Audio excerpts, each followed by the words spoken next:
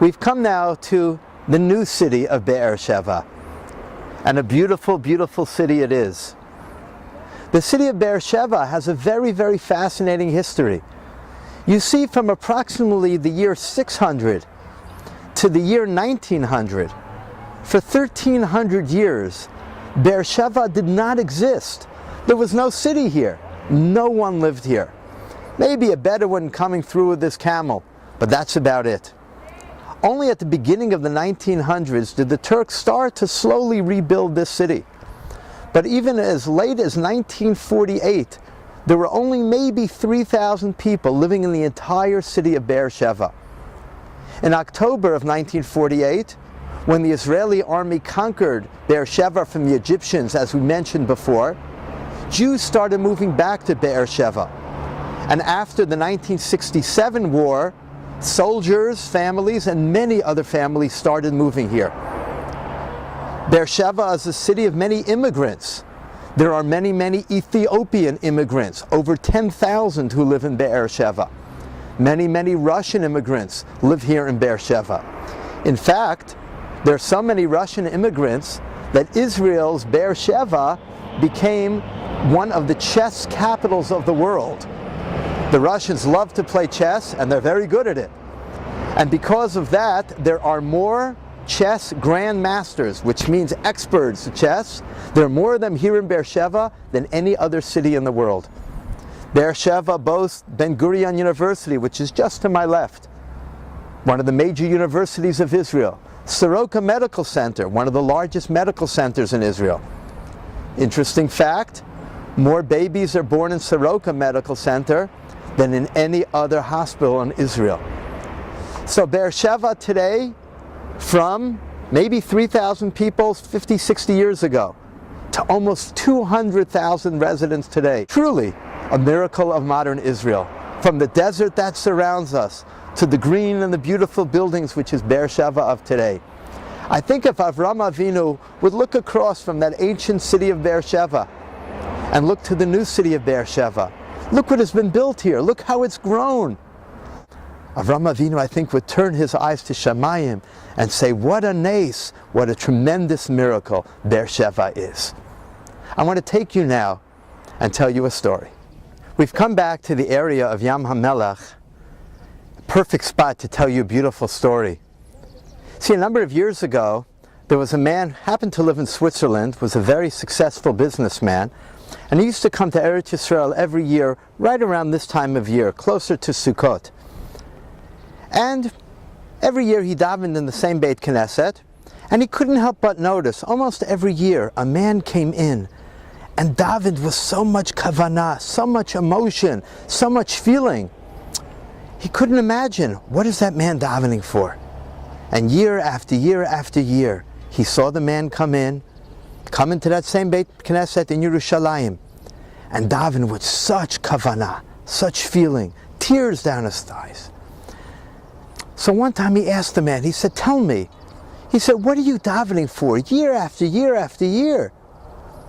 He says, I'll tell you the truth, I'm davening for a child.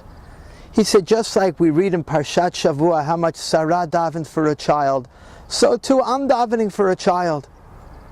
He said, I don't understand, maybe 1 year, 2 years. He says, how long haven't you had a child for? He said, this is 15 years. We still haven't had a child. Wow. He said to him, you know what? I've been watching you for so long. I don't know if it's a good idea for you to keep in davening. After all, so many years, like, don't you get depressed? Don't you get frustrated? He said to him, no, I'm going to keep in davening until Hashem answers. The man said to him, you know what? I don't know if you're doing the right thing. It may be a good idea for you to just give this up. Well, they said goodbye to each other. The man went back to the hotel to his wife. And on the flight back to Switzerland, he said, you know what, I had an interesting story the other day. I want to see what you think. And he told him the whole story. His wife got so upset. She said, you told the man to stop davening? What's the matter with you? He said, I was doing the man a favor. The man was, you know, he was going to get frustrated. He was going to get depressed. I was trying to help him. His wife said, help him. You were helping him? You weren't helping him at all. You were giving up hope. He said, no, I wasn't. I was being realistic. And this went back and forth. Finally, he got so mad at his wife for just so upset. He said, you know what? I am so sure they're not going to have a baby, that if they have a baby, I'll sell my business in Switzerland, I'll move to Yerushalayim, and I'll learn in a kollel, I'll learn in a Beit Midrash for the rest of my life. His wife said, yeah? He said, yeah, that's how sure I am that he's wasting his time. Years went by. He kept on coming every year to Yerushalayim. He saw that same man davening and davening. They talked every once in a while, but he forgot about his neder. He forgot about his shvuah. Maybe 2-3 years later, he gets a phone call. He's in his office in Switzerland. He gets a phone call. Who could it be? Picks up the phone. The man says, I don't know if you remember me, but remember there was a man in a Beit Midrash in Yerushalayim, and we talked about having a... He said, yes, what? He said, I'm that man. He said, oh, so nice to talk to you. You know, did you listen to me and stop davening? The man said, well, quite the opposite. I actually kept on davening, and I'm calling you because we just made a brit milah on my baby son. My wife had a baby last week. I've been trying all week to find your phone number. I finally found your phone number, and you're the first person I'm calling to tell you that we had a baby. Wow. The man couldn't believe it. You actually, wow, mazel tov, he said to him. And he went home and he told his wife, you're not going to believe this. Remember that man I was talking to? He had a baby. And his wife looks at him and she says, do you remember your neder? Do you remember your shvuah? Do you remember what you promised? He thinks, goes, oh my gosh, you're right, I forgot. Oh, come on, I really wasn't serious. His wife said, I don't know if you can say you weren't serious. You know, I think that's the question. We better go ask the rabbi. They went and asked the rabbi. The rabbi said, oh, this is a good question. The rabbi thought and he said, you know what? The truth is that when you made this neder, when you made this vow, you were upset, you were having a little argument with your wife, you got a little hot, you got a little angry, you weren't really serious, you didn't really expect this to happen. He said, really, I can let you out of your neder.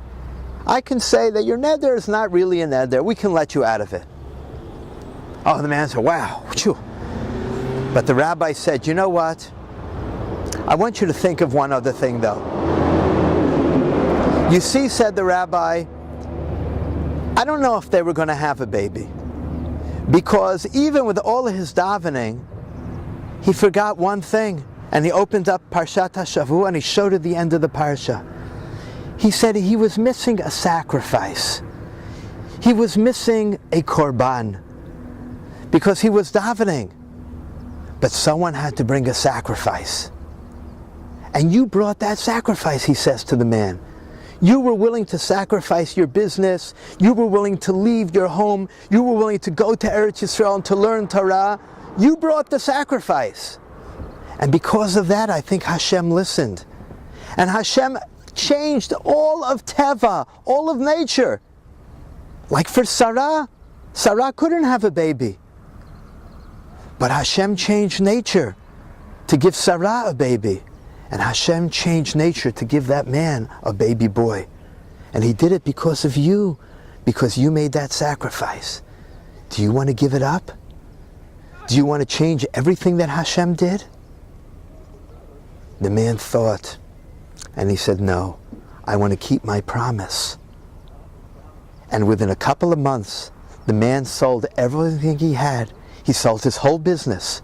He moved to Eretz Yisrael. And up till today, he's learning Torah in that Beit Midrash in Yerushalayim. What a beautiful lesson when you're willing to take something that you have and say, I'm willing to give it up to Hashem. And then Hashem listens to our tefillot. So today, standing here near Yam HaMelach, seeing the beautiful city of Be'er Sheva, learning and seeing where Avraham Avinu walked, how much he gave up, how much he was makriv in this week's parasha. And we hope that those korbanot, those sacrifices that our fathers and forefathers have made, will help Hashem listen to everything that we need and bring shalom, peace to Israel, and peace to the entire world. Shabbat Shalom.